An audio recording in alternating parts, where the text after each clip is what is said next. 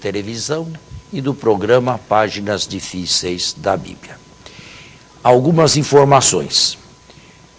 Há algumas semanas atrás, o nosso programa passou de domingo às 13h30 para sábado, no mesmo horário. Sábado às 13h30, ou seja, 1h30 da tarde. Sábado, 1h30 da tarde.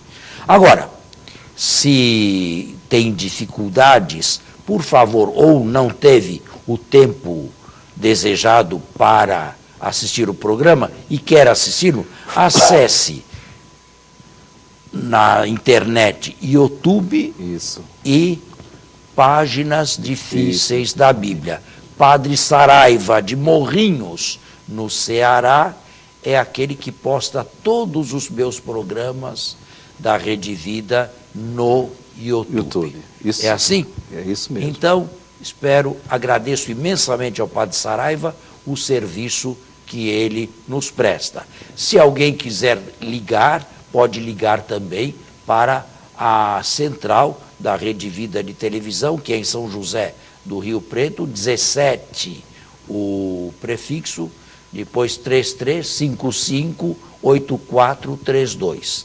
E aí perguntar na portaria ou a quem atender qual o horário em que o programa vai ou foi ao ar. Está certo? Está certíssimo. Bem, agora voltamos então ao nosso caso passado.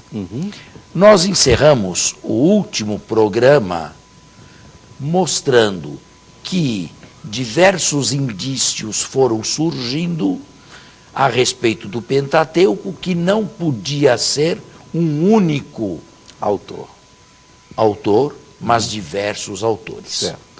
Houve tentativas anteriores ao século XIX de detectar os documentos, mas consagrou-se na metade do século XIX um nome alemão, Julius Wellhausen, que detectou 4 documentos, Javista, Eloísta, Sacerdotal e Deuteronômio, J, E, P e D, e depois procurou datá-los. J, da corte de Salomão, o mais antigo, Javista, E, Eloísta, de 2 séculos posterior, época do profetismo clássico, P, da época do exílio, 587 e anos seguintes, e D, Deuteronômio, século VII a.C., reinado de Josias em Judá, e redação primeira do Deuteronômio.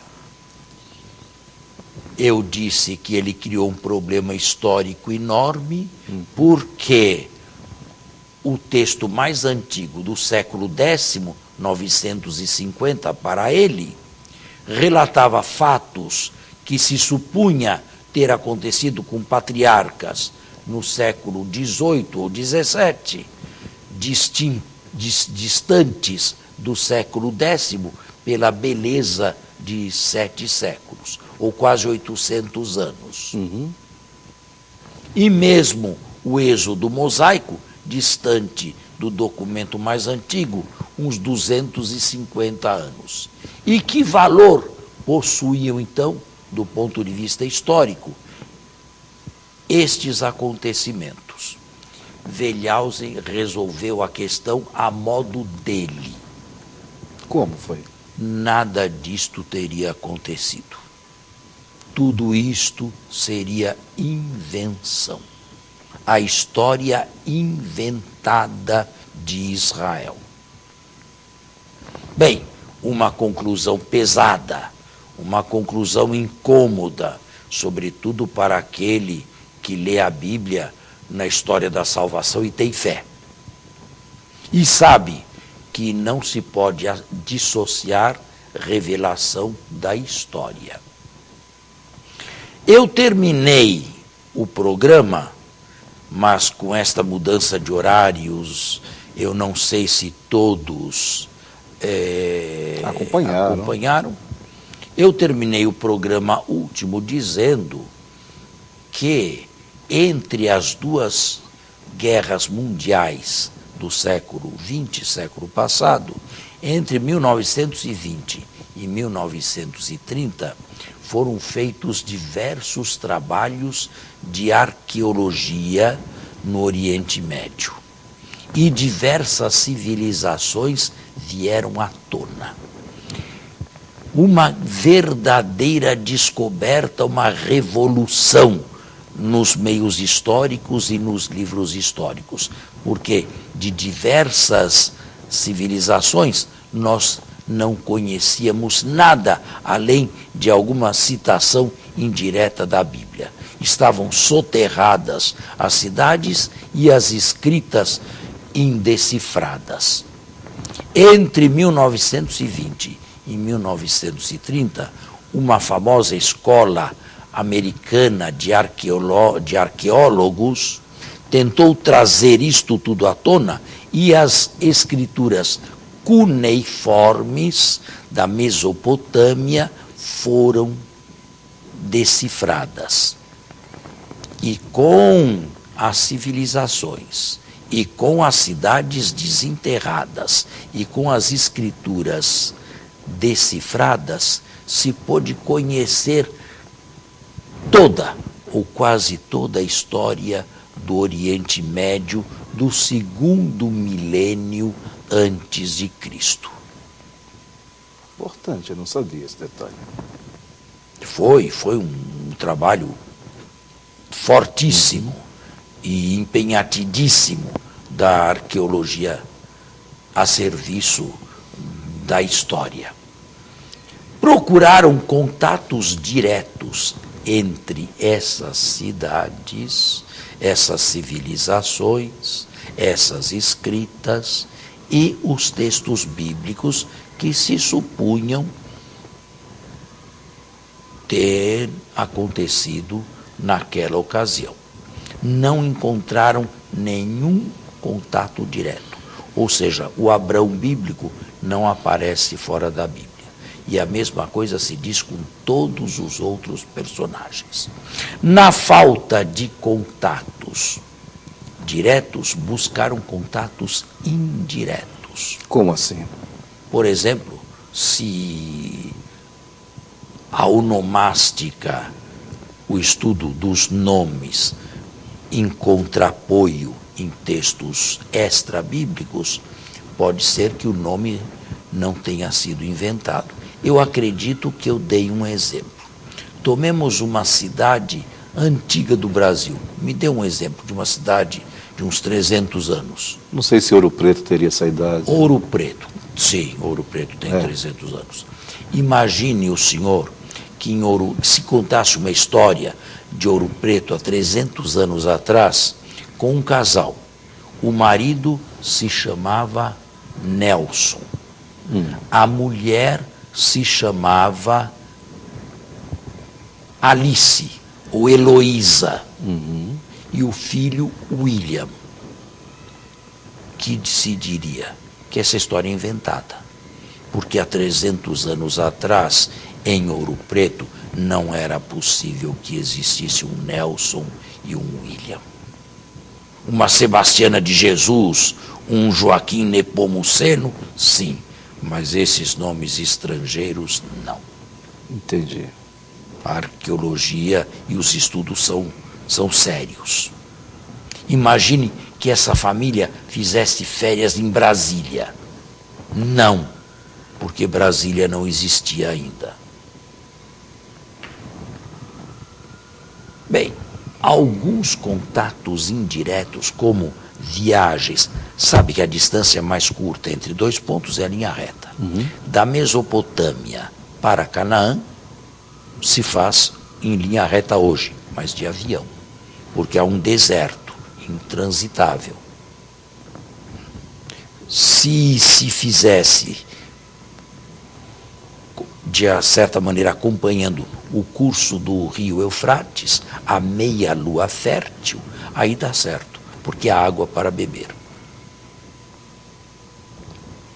Alguns contatos indiretos, como as viagens, como a onomástica para o nome de Jacó encontrar alguma coisa, mas os encontros foram fracos. Para alguns costumes da época, bem, eu quero ser aqui simples e não quero complicar demais. Para algumas coisas encontraram contatos indiretos. E com isto chegaram a uma conclusão. O livro do Gênesis, fiquemos no livro do Gênesis, os patriarcas do Egito,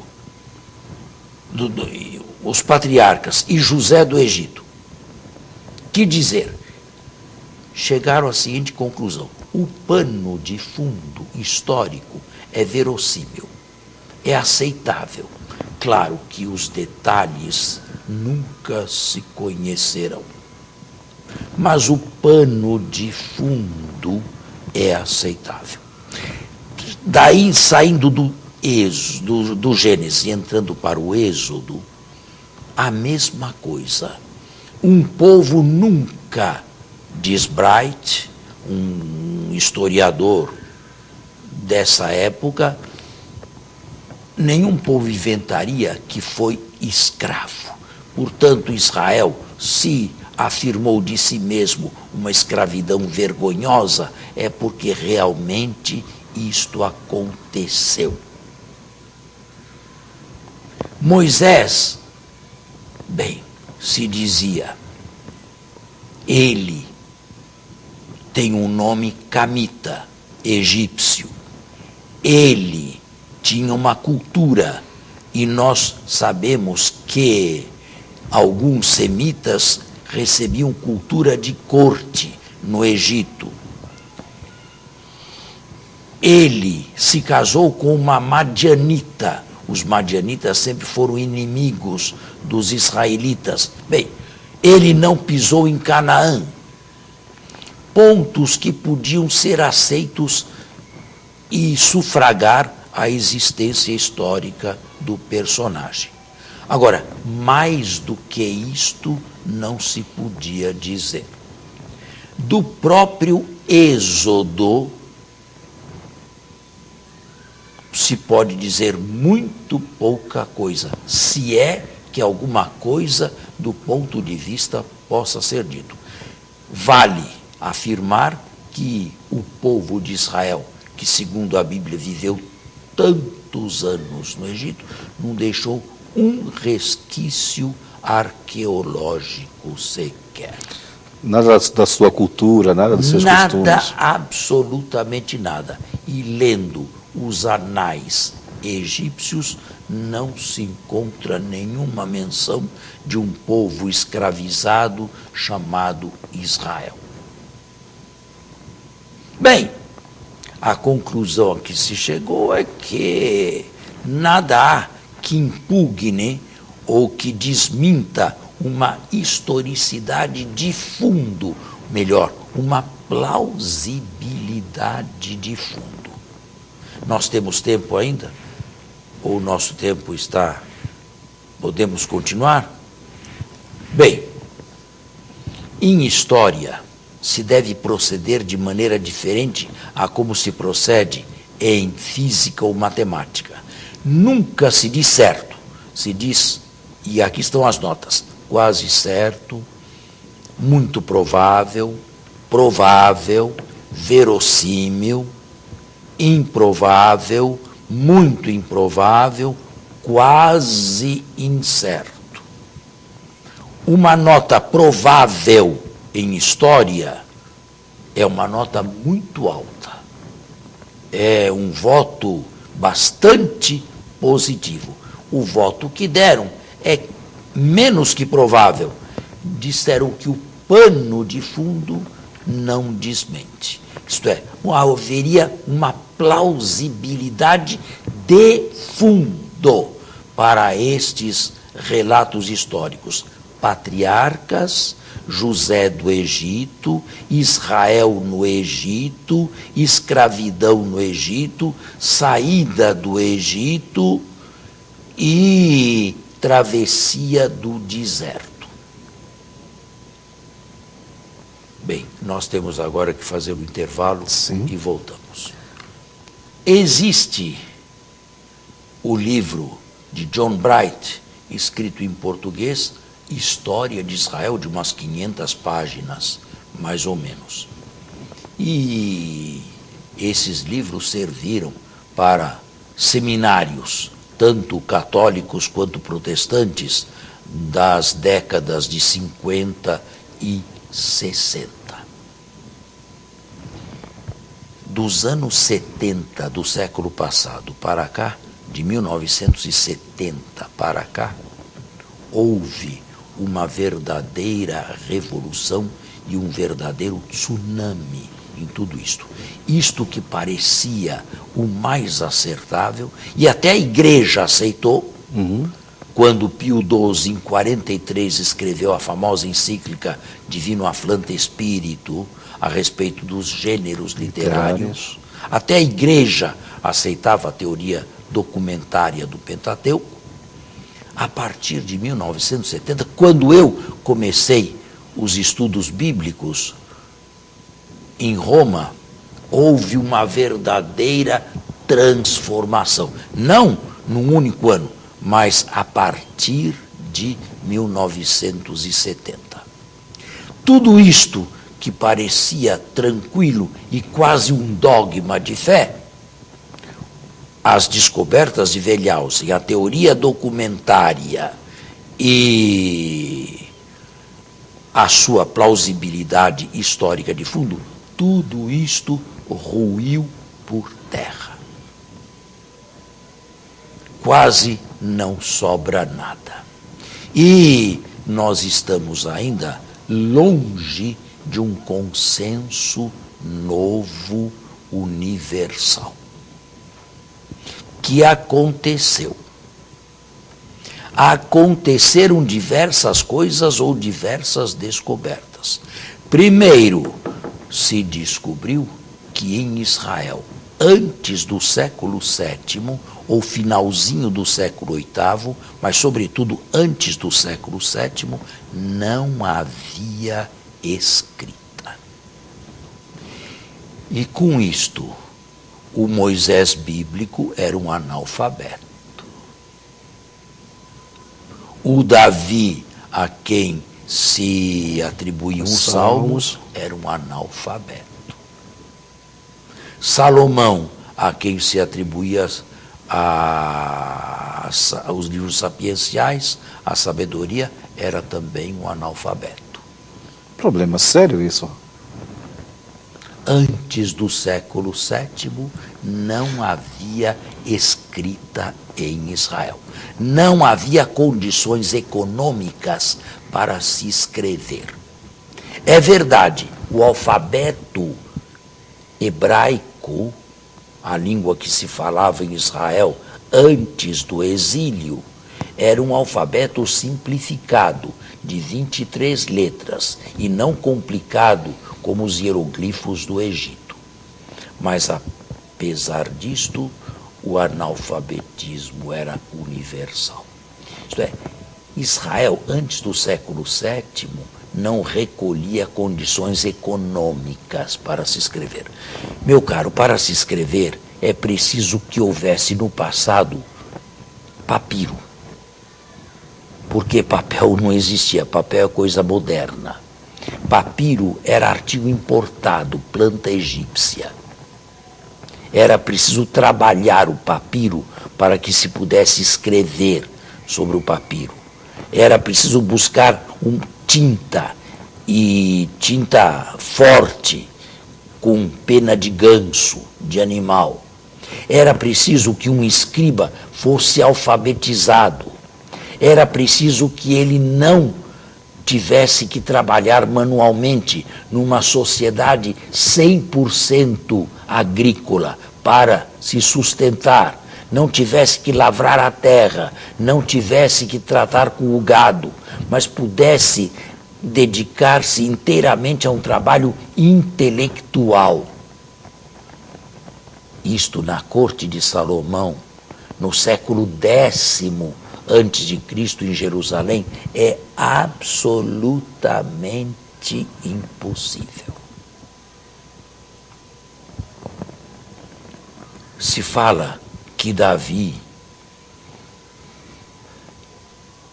num determinado dia ou numa determinada tarde, se levantou do seu palácio, andando pela sacada ou pela parte superior do palácio, viu uma mulher que se banhava numa piscina e se apaixonou por esta mulher e a tomou e a buscou e teve relações sexuais com ela, e daí nasceu um filho e começa uma verdadeira ventania na casa de Davi. Estas coisas são muito bonitas e ficam bem para a corte de Versalhes, na França, mas não para Jerusalém do século X. Não havia nada disso. Não havia essas construções. O Templo de Salomão, o famoso Templo de Salomão, devia ser a terça parte da sua igreja. Isso é muito chocante, não? Jerusalém, perto das grandes cidades lá do Egito e das construções, parecia uma estrebaria. Bem, isto para início de conversa. A escrita só a partir do século VII, ou quando muito, final do século VIII. Mas não antes. Mas deixa eu fazer uma pergunta. Isso se atribui a Israel, atribuído a Israel, pensando em Israel. Mas o Egito não era mais bem adiantado? Muito mais. E Moisés não foi educado lá na corte egípcia para ser um príncipe? Não foi assim? A infância de Moisés é absolutamente legendária. Ah, é? E nós conhecemos bem estas legendas de futuros heróis que já têm nascimentos extraordinários, ou fatos extraordinários. De resto, como explicar que um faraó que precisa ou quer mão de obra barata mande matar crianças do sexo masculino e deixar viver crianças do sexo feminino? Deveria ser o contrário. Mas o texto, que é inverossímil do ponto de vista histórico, que é inaceitável do ponto de vista histórico, é aceitável do ponto de vista da ideologia. Ele queria preparar o nascimento extraordinário e a sobrevida extraordinária de Moisés, que apesar de ser do sexo masculino, não foi massacrado. Mas a infância de Moisés é absolutamente legendária. O que significa que Deus nos fala através de lendas também. E isto Pio XII já disse claramente. E não é preciso que ninguém perca a fé com estas coisas que disse, não. Porque há resposta para tudo. E quero serenar e tranquilizar os ânimos de todos. Só que este é um programa de alto nível e eu quero dizer a todos que a igreja não teme de forma nenhuma as investigações científicas, porque ela está plenamente convencida dos seus acertos e da sua fé. E daquilo que não faz parte do depósito da fé também. Bem, a tudo isto se vem a acrescentar que quando a escrita começou, se deveria usar fragmentos, quer dizer, pequenos contos. Mas o senhor abrindo o livro do Gênesis não tem pequenos contos, tem histórias longas a respeito de Abraão. Isto tudo não deve ter sido o início, isso deve ter sido o fim.